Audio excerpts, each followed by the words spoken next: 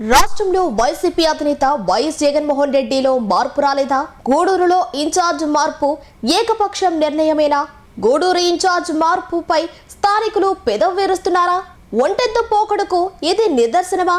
ఇలాగైతే వైసీపీ గూడూరులో గట్టెక్కడం కష్టమేనని భావిస్తున్నారా అంటే అవునని సమాధానం వస్తున్నాయి. దీనికి సంబంధించిన సమాచారం ఇలా ఉంది.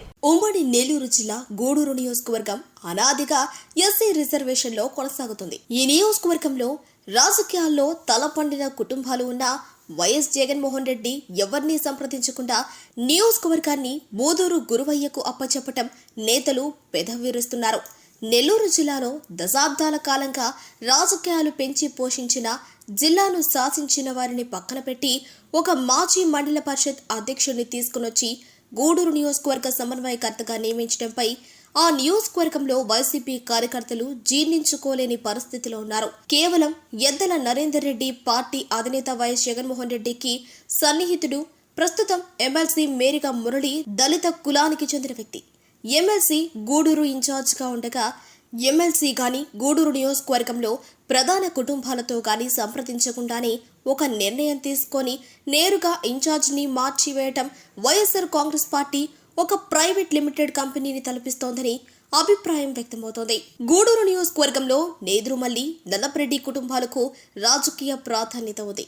ఈ రెండు కుటుంబాలు వైఎస్ఆర్ కాంగ్రెస్ పార్టీలోనే ఉన్నాయి. ఒకరు వెంకటగిరి వైఎస్ఆర్ కాంగ్రెస్ పార్టీ సమన్వయకర్తగా, మరొకరు కోవూరు నియోజకవర్గం వైఎస్ఆర్సీపీ ఇన్ఛార్జీలుగా కొనసాగుతున్నారు.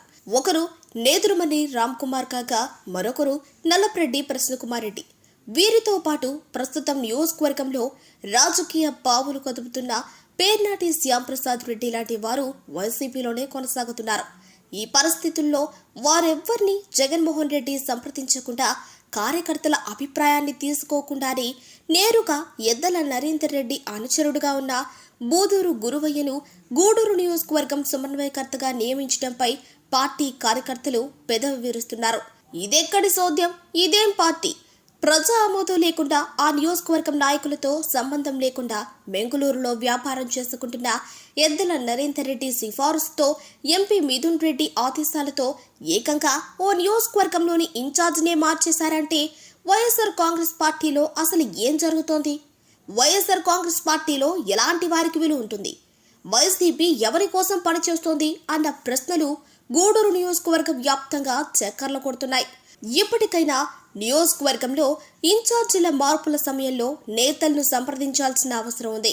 నాయకులతో చర్చించాల్సిన అవసరం ఉందని స్థానిక నేతలు కోరుతున్నారు.